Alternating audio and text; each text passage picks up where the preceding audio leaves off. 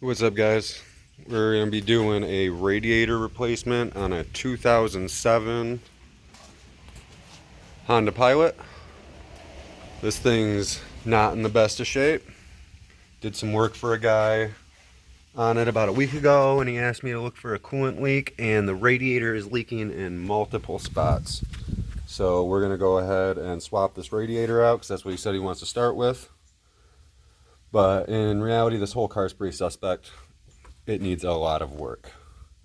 First thing we're going to do, we got to remove this panel here. You can use a clip puller. Simply pop up on the inside and then the outside, and it'll pop out just like that. Set them off to the side. So I'm going to go ahead and get that panel removed, and then I'll show you the next step. Alright, I got that panel out. Now you can see the top of the radiator here. So we got a couple more clips. There should be one there too. And we're going to loosen up the top of this grill. Now that we got those out of the way, see how loose this is? Alright, now we got to do the bottom of the grill. Right down here. So now that this moves, you can reach down in here, and there's some of those same clips right down here. Now I broke my short one of these. So, not quite sure what I'm going to use to get it out. But I'm going to go ahead and do that, and I'll let you know what I figure out that works. Alright, I got it out. I was wrong. Well, I wasn't wrong. I did break my tool, but apparently I had another one. There's 5 of these clips. One of mine was broken, so I only had to take out 4. Next thing we're going to do, now that we have all this access to the radiator, is we're going to climb under the car and start draining the radiator. Alright, so down under here on the passenger side, you can see that little white tab right here, right where I'm pointing. That's your petcock. That's where you're going to drain it from. I'm going to see if I can get this thing to turn by hand. Sometimes they don't want to. Oh, that turned pretty easily. I know this thing's been leaking really bad, so I don't know how much coolant's actually in here. There it goes, it'll leak right out of that hole. And we're gonna let that drain out into our bucket here.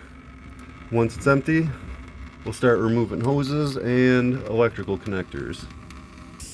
Alright, so before we start removing the hoses and electrical connectors, I'm just going to remove all these 10 mils right here. 1, 2, 3, 4. 1, 2, 3, 4. And all that's going to do is to allow the AC condenser and the radiator to move even more, just to give us some extra play when we're unhooking things. Oh, and sorry, I forgot to mention, all these bolts here, these are 10 millimeters. 10 millimeter socket. Zip them out. Alright, so what I'm going to do now is, because we're draining, it's still draining, this is the clean, slow way. You can also do it the quick, messy way by just pulling a radiator hose, and there's a very, very good chance you're just going to spill coolant everywhere that way, but it's a lot faster. So since this is going so slow, only do this if you've already let the car cool down. I've let it cool completely down. I'm just going to remove the radiator cap, and that's going to allow somewhere for the air to go. And it's going to drain faster. It probably doubled its speed. But I undid all these, so these will just pull off of the radiator. Set those aside. And then these ones, for the AC condenser, just spin out of the way. Now your radiator's loose. So now we have more room to work here. We can start removing things like hoses, like this is, get that out of the way. Nothing's going to leak from up here. But by doing this, see this clip? It was underneath the cross member, so now I can pull this out and get right to it.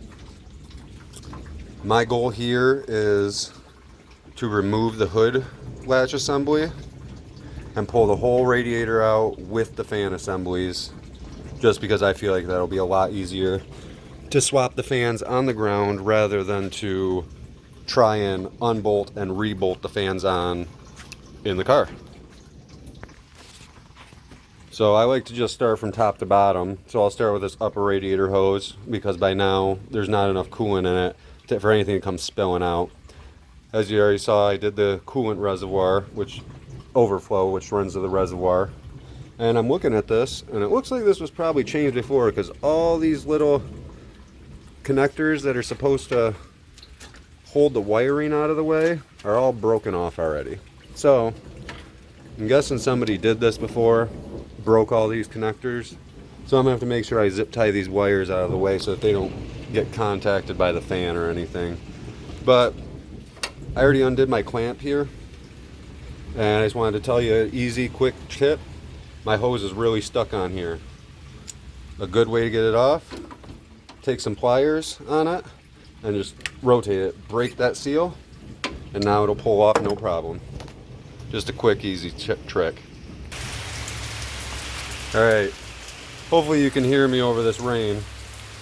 Now I'm gonna start disconnecting these connectors. They're all pretty simple. You just push down and they'll pull right apart. Sometimes they'll get a little stuck. Just be careful not to break the wires.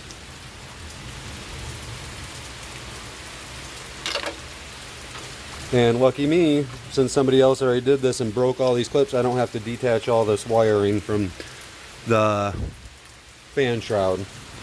But the next thing I'm going to do, because I just noticed this and I can already tell it's going to be an issue, so this condenser will only come out this far because of these lines here. So there's a 10 millimeter bolt here and a 10 millimeter bolt here, and I'm going to undo those, and these lines should come forward, and then I'll get extra room because I can already tell I'm probably not going to be able to pull this whole thing out with the fan shroud because of that. So I'm going to go ahead and get that done, and then we'll go from there. Alright, so it started downpouring here, so I went ahead and removed the hood latch. Now, unless you live in a place like me, you might want to mark it. These holes are oblonged, and that is partially to help with the alignment of your hood when it's shut.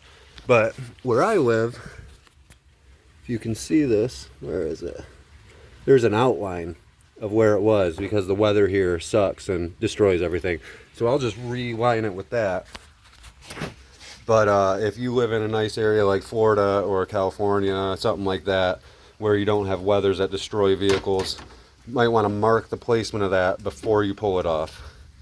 Alright, so I got my wiring pulled out of the way, my return hose pulled out of the way, nice and free. Only thing left to do now is, yep, it's done draining. Only thing left to do now is to go down and unhook the lower radiator hose and the transmission lines. Alright, so I got everything disconnected, all the hoses, everything. But I wanted to show you something that I learned along this little journey. So when you get the transmission lines, I'll show you on the new radiator. So these are your transmission lines. So it's easier, instead of disconnecting them here, to disconnect them at the transmission, which is right there, where those red things are. Those are little plugs that came on the new radiator on here. So I simply pulled the lines and then plugged them with those so it wouldn't leak transmission fluid everywhere. But get a catch can ready, because once you pull those lines off, all the transmission fluid in those lines is going to want to come spilling out. But I got everything disconnected, and I should be able to just pull this thing out now. In theory, we're going to find out. Oh yeah, for sure, that was the way to do it. Removing everything I removed to get it out of the way, I pulled that out in not even 5 seconds. Got it right here. So what I'm going to do now is I'm going to swap these fans over to the new one.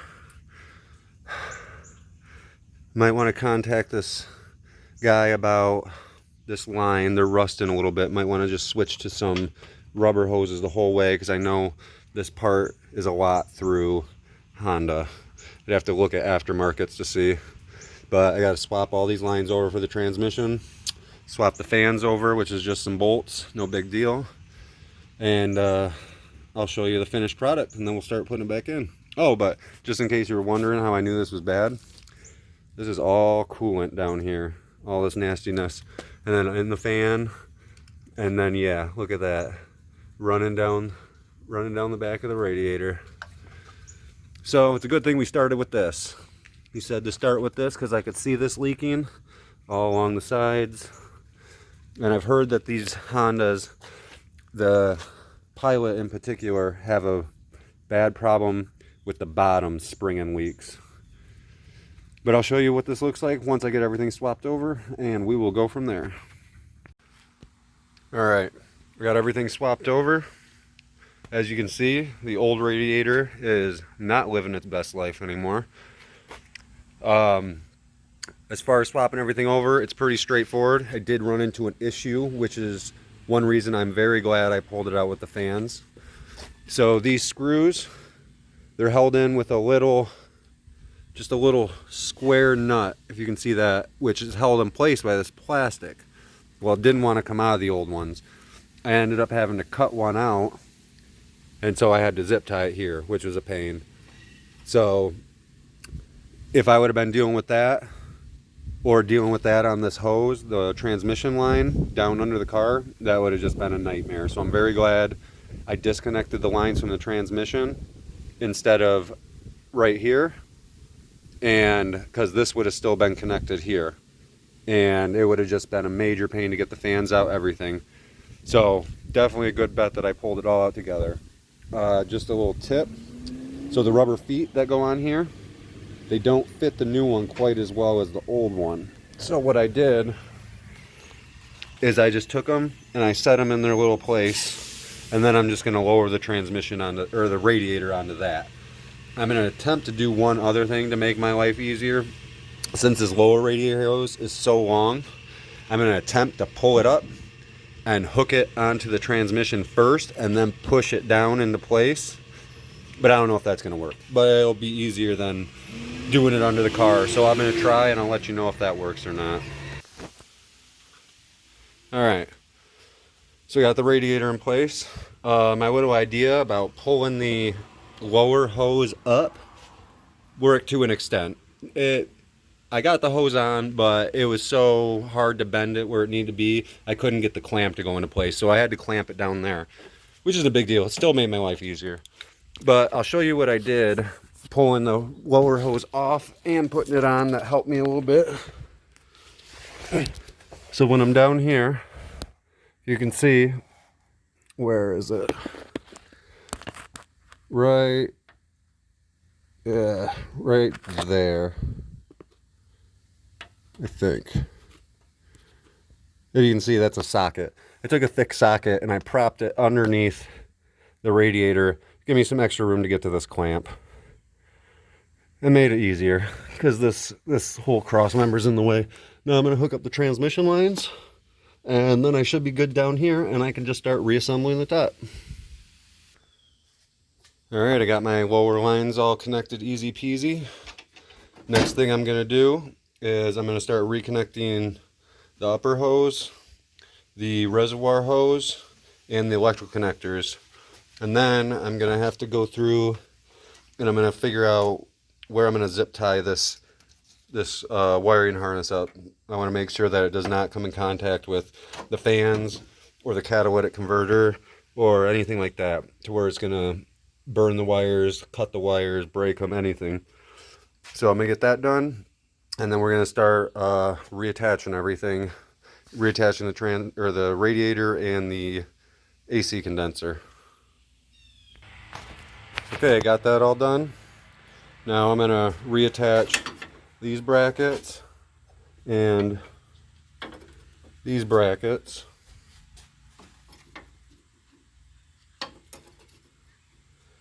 And then I'm going to attach these lines that I disconnected for the extra room down there. Once we get to that point, I think we should be ready to fill this thing up with coolant. So I'll do that, and then I'll double check everything, and I believe we'll start filling it. Alright, everything is back together. Everything's in here. Got these lines tight. Everything's tightened down. I double checked all my hoses and lines. Everything's good to go. We're going to start filling it up, make sure there's no leaks, and then we'll start it. Oh yeah. Alright, I got this radiator topped off. I'm going to let it sit for a few minutes, let some air bubbles work out, burp it through the upper air hose just by squeezing it once it goes down a little bit, because there is going to be air coming out. Once I let that go on for a few minutes, I'll top it off again and then I'll start it. And that will suck all the coolant in, and then you keep adding to it until it stays full. So I'm going to stay here and watch these air bubbles pop up, keep burping it for a while, and then top it off and go from there. All right, I've been burping it for a while. As you can see, I got the coolant topped off now. I'm going to go start it. It's going to suck that coolant down, and I'm going to let the system get hot and pressurize. That way we know for sure whether there's a leak or not.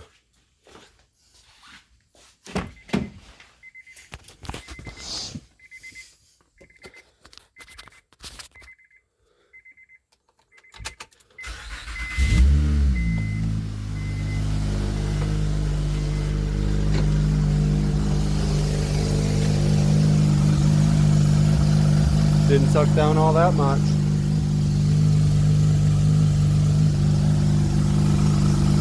Oh, it spilled.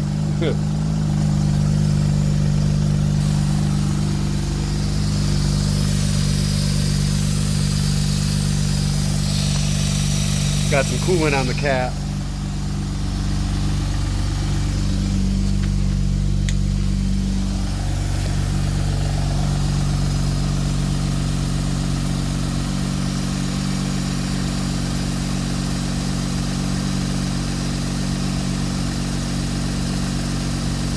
Oh yeah, it sucked it down now.